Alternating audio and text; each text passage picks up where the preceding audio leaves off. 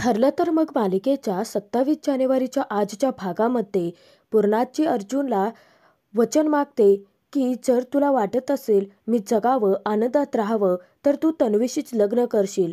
तेव्हा सायलीला अर्जुनला मोठा धक्का बसलेला असतो. सायलीला आता विचार पडलेला असतो की अर्जुन नक्की काय करेल. अर्जुनला सायलीचे प्रेमाची दिलेली कबुली आठवते. सर्वच जण तिथे एकमेकांच्या तोंडाकडेच पाहत असतात. आता फक्त अर्जुनच नाही तर घरातील सर्वच जण पेचात पडलेले असतात. तरी देखील अर्जुन हा गप्पच असतो. तेव्हा अश्विन पूर्णाचीला समजावतो की आत्ता हा टॉपिक नको, आपण घरी जाऊन बोलूयात. परंतु पूर्णाची हट्टालाच पेटते. कोणाचा काही ऐकून घ्यायला तयार नसते ती. पूर्णाची म्हणते की आज हा जर निर्णय नाही झाला तर मी 2 पायावर नाही तर 4 खांद्यावरतीच घरती जाईन. तेव्हा सर्वांच्या पायाखालची जमीनच हादरते. अर्जुन बिचारा आता धर्मसंकटात सापडतो. इकडे आड तिकडे वीर अशी त्याची अवस्था होते. कारस्थानी प्रिया लगेच पुढे येते आणि पूर्णाजीला म्हणते की अर्जुन तुझ्या मनाविरुद्ध कधी काही वागला आहे का. तेव्हा पूर्णाजी म्हणते की नाही तन्वी, आज मला बघायचंच आहे की अर्जुनसाठी त्याची आजी महत्त्वाची की ती मुलगी. सायली हे सगळं पाहत असते. सर्वच जण अर्जुनवरती जबरदस्ती करतात. कल्पना पुन्हा म्हणते आत्ताही तुमचा आवाज त्याच्यापर्यंत पोहोचत नाहीये. प्रतापही स्वतःचा निर्णय अर्जुनवरती लादतो. तो म्हणतो की तुला अजून पूर्णाईची तब्येत बिघडवायची आहे का. इथे नुसती आता सायली अर्जुनची फरफड चाललेली असते. कल्पना म्हणते याला जर त्याची आजी आई बाबा यांच्याबद्दल जर काही वाटत असतं ना तर त्याने लगेच वचनही दिलं असतं. सायलीला अर्जुनसाठी खूप वाईट वाटतं की अर्जुनला समजून घेण्याचा कोणी प्रयत्नच करत नाहीये. तर पूर्णाई तिथे अर्जुनला म्हणते की तुला माझ्याबद्दल काहीच वाटत नाही आणि पूर्णाचीचा बीपी आणखीनच वाढतो. तर तिथे सर्वांनाच मोठा धक्का बसलेला असतो. पूर्णाचीची तब्येत बिघडत चाललेली आहे आणि प्रिया मनोमन विचार करते की अरे अर्जुन, मूर्खासारखं काय वागतोयस आणि देऊन टाक ना वचन. इतक्यात ही म्हातारी गचकली तर सगळंच फ्लॉप होऊन बसेल. सर्वांचीच घाबरगुंडी उडालेली असते. तर अश्विन त्या सर्वांना शांत राहायला सांगतो आणि पूर्णाचीला तो शांतपणे श्वास घ्यायला सांगतो. तेवढ्यात प्रिया मुद्दामच पचकते की अर्जुनने जर वचन दिलं तरी देखील तिला बरं वाटेल अरे. तर पूर्णाचीची तब्येत आणखीनच बिघडत चाललेली असते. सर्वच जण घाबरून गेलेले असतात. तेव्हा पूर्णाचीचा बीपी आणखीनच कमी व्हायला सुरुवात होते. तर प्रिया मुद्दाम करते आणि जेव्हा अर्जुन पूर्णाचीला शांत राहायला सांगत असतो तेव्हा प्रिया मुद्दाम अर्जुनचा हात पूर्णाचीच्या हातात देते आणि मोठ्यानेच गागावा करते की तिनं अर्जुनने पूर्णाचीला वचन दिलं. अर्जुनचा हात पूर्णाचीच्या हातात असतो. सर्वच जण सुखावतात परंतु अर्जुन सायलीला मोठा धक्का बसलेला असतो. अर्जुनला तर कळतच नसतं की त्याचा हात पूर्णाईच्या हातात कसा आला. हे सगळं प्रियाने मुद्दाम घडवून आणलेलं असतं. प्रिया तिथे सर्वांनाच आनंदाची बातमी देते जी की सर्वांसाठी आनंदाचीच असते की अर्जुनने पूर्णाईनं वचन दिलं आहे की तो लग्नासाठी तयार आहे. तेव्हा सर्वच जण खूप खुश होतात. अगदी तोंड भरून अर्जुनचं कौतुक करत असतात. आतापर्यंत अर्जुनला नको ते टोमणे मारून त्याच्यावरती आरोप करून खूप काही सुनावणारे स्वार्थी सुभेदार आता एका क्षणात अर्जुनच्या बाजूने झालेले असतात. आतापर्यंत सायलीला बोलून तोंड सोक घेणारे स्वार्थी सुभेदार खुश झालेले असतात. हे सगळं स्वतःच्या डोळ्यांनी सायलीने दृश्य पाहिलेलं असतं. प्रताप अर्जुनचं कौतुक करत म्हणतो की बरं झालं तू वचन दिलं. बघ आता पूर्णाई कशी ठणठणीत बरी होते. तेव्हा अर्जुन जरासा चाचपडतच पूर्णाईला म्हणतो की मी वचन देतो. परंतु पूर्णाई बरी व्हावी यासाठी अर्जुनने हे सगळं केलेलं असतं. परंतु सायली काही प्रियासोबत लग्न होऊ देणार नसते. प्रिया कितीही स्वप्न पाहत राहिली तरी तिला स्वप्नच पाहत राहावं लागणार असतं. सगळे सुभेदार पूर्णाईसोबत सगळेच जण अगदी आनंद साजरा करत असतात. परंतु अर्जुन सायलीची फरफटत ही तर कमी झालेलीच नसते. चैतन्य तर या मोठ्या धक्क्यात असतो की अर्जुन सायलीवरती एवढं जीवापाड प्रेम करतो मग त्याने पूर्णाईंना वचन का आणि कशासाठी दिलं असेल. सर्व सुभेदार परिवार खुश असताना अर्जुन एकटाच रडत असतो आणि चैतन्य तर डोक्यालाच हात लावलेला असतो. इतक्यात चैतन्याचं लक्ष बाहेर दरवाजाकडे जातं आणि सायलीला समोर पाहून चैतन्य हादरतोच. कारण सायलीने सगळं आपल्या डोळ्यांनी पाहिलेलं असतं आणि सायली देखील तितक्याच मोठ्या धक्क्यात असते. चैतन्य आता विचारात पडतो की हे सगळं नक्की काय होऊन बसलं आहे. अर्जुनने स्वतःच्या मनाविरुद्ध पूर्णाजीला वचन देऊन टाकलं आणि ते नेमकं सायली वहिनींनी बघितलं आहे आणि या सगळ्यांमध्ये मला काहीच बोलण्याचा अधिकार नाही आहे असा विचार करत चैतन्याला अपराधी वाटतं. आता सायली खूपच मोठ्या धक्क्यात असते आणि ती आता कोलमडूनच जाते. जाता जाता ती चेअरला धडकते. त्याचं तिला भान देखील राहिलेलं नसतं. तिला आठवते ती अर्जुनने तिला दिलेली प्रेमाची कबुली. त्यानंतर सायलीला आठवते ती म्हणजे तिने स्वतः अर्जुनला दिलेली प्रेमाची कबुली. दोघेही एकमेकांच्या इतकं प्रेमात आहेत तरी देखील अर्जुनने पूर्णाईंना वचन देऊन टाकल्याचं देखील तिला आठवतं. सायली अगदी स्वतःला स्वतःच विसरून गेलेली असते. या सगळ्याचा तिला खूपच मोठा धक्का बसलेला असतो. तर इकडे सुभेदार कुटुंब जे स्वार्थी आहेत, नुसतं स्वतःच्या आनंदाचा विचार करत असतात. परंतु जबरदस्तीने अर्जुनवरती लादलेला हा निर्णय पुढे जाऊन त्याचं काय होईल त्यांनी आत्ताही विचार केलेला नसतो. तर कल्पना पूर्णाईंना आनंदाची बातमी देत म्हणते की आता तन्वी आपली सून होणार आहे, तुम्ही खुश आहात ना. तेव्हा प्रिया अगदी लाजून चूर होते. तर अस्मिता तिला तिथे चिडवते की अस्मिता म्हणते, काय ग तन्वी, अगं लाजतेस काय, उलट आनंद साजरा करायला हवायस तू. आपल्यासाठी ही किती आनंदाची बातमी आहे. सर्वच जण जरी आनंद साजरा करत असले तरी देखील बिचारा अर्जुन अजूनही मोठ्या धक्क्यात असतो. तो अगदी सुन्न झालेला असतो. त्याच्याकडे मात्र कोणाचंही लक्ष नसतं. आता अर्जुनच्या बाबतीत सर्व सुभेदार जसे स्वार्थी झालेले असतात ना, तसे निर्दयी देखील झालेले असतात. त्यांना त्याच्या भावनाची कदरही नसते. चैतन्य तोपर्यंत पटकन सायलीच्या मागे जातो. चैतन्य सायलीच्या मागे धावत जातो तिला शोधण्यासाठी. तर सायली आता स्वतः भान हरवून गेलेली असते आणि जे काही ICU मध्ये घडलं की कसं पूर्णाईने अर्जुनला वचन मागितलं आणि प्रियाने मुद्दाम अर्जुनचा हात पूर्णाईंच्या हातात देत वचन दिल्याचं जाहीर केलं आणि अर्जुनने देखील त्याने वचन दिल्याचं कबूल केलं. ते सगळं तिला आठवत राहतं आणि सायली अगदी तुटून कोलमडून गेलेली असते.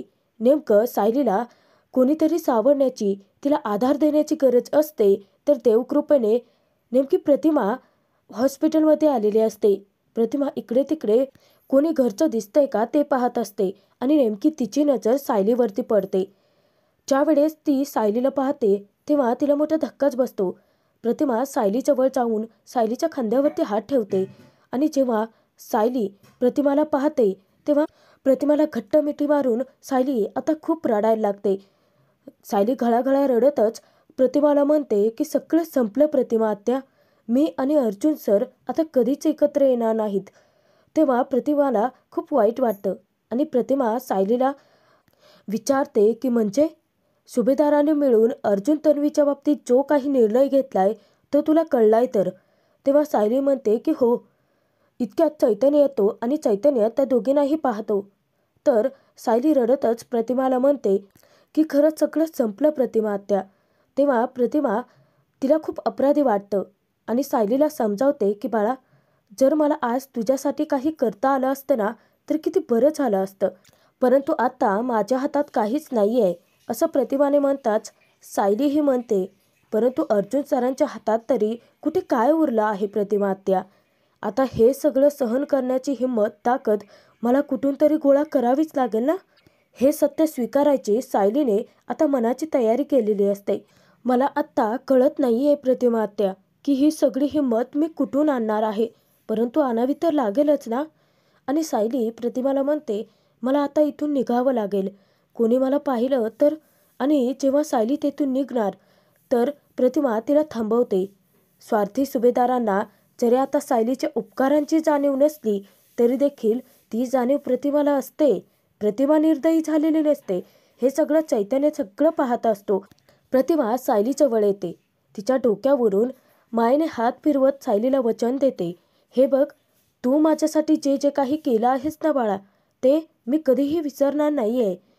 आत्ता जरी माझ्या हातात काहीही नसलं तरी देखील आज मी तुला वचन देते, जेव्हा केव्हा माझी तुला गरज लागेल आणि जेव्हा तुला माझ्या आधाराची गरज असेल तेव्हा मी कसलाही विचार न करता तुझा आधार बनेन, तुझी खंबीरपणे साथ देईल, तुझ्या मदतीसाठी मी धावून येईल असं प्रतिमा वचन देऊन टाकते.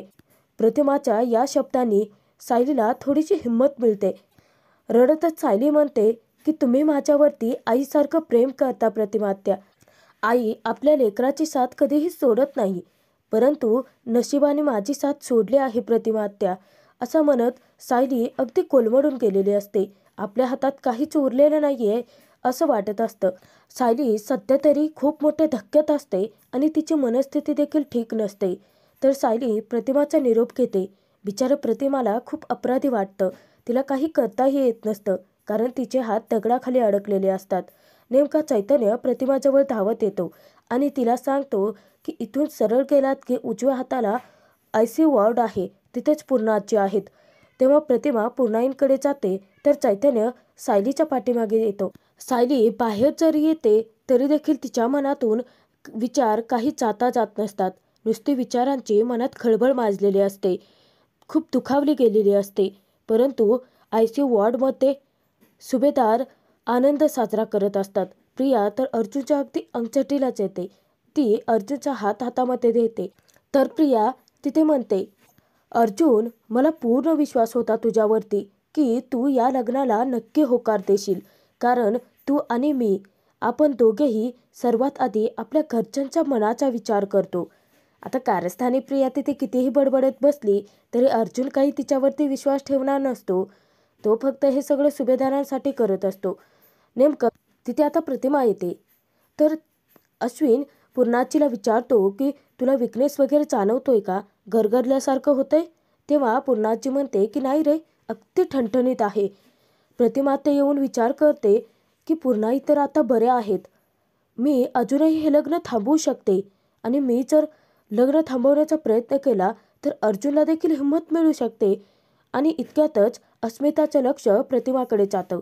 तेव्हा प्रतिमाला पाहून ती खूप खुश होते आणि म्हणते की प्रतिमात्या तू इथे, अगं ये ना ये. परंतु प्रतिमाला पाहून बाकी सगळे जरी खुश असले तरी प्रियाला जबरदस्त धक्का बसलेला असतो. प्रतिमा येताच प्रताप म्हणतो की आता पूर्णाईचं उरलं सुरलं दुखणं देखील पळून जाईल. तेव्हा सगळेजण हसत असताना कारस्थानी प्रिया विचार करते, या अर्ध्या मेंदूच्या बाईला कसं कळलं की ही म्हातारी आजारी आहे. आता इथे येऊन हिने अजून नको गोंधळ घालायला. तेव्हा पूर्णाई ची प्रतिमा चौकशी करते. ती तिला विचारते की तुम्ही बऱ्या तर आहात ना.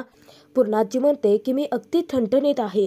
प्रतिमाला आता सायलीबद्दल तिच्याशी बोलायचं असतं. प्रिया अर्जुनचं होणारं लग्न तिला थांबवायचं असतं, म्हणून ती बोलायला जाणार तर प्रिया मुद्दाम आडवी येते आणि प्रतिमाला म्हणते की अगं आई, आधी हे तरी जाणून घे ना की पूर्णाची इतक्यात लवकर ठणठणीत बरी कशी काय झाली ते. तुला माहिती आहे का, अर्जुनने पूर्णाजीला आत्ताच वचन दिलं आहे की तो माझ्यासोबत लग्नाला तयार आहे. प्रतिमाला मोठा धक्काच बसतो.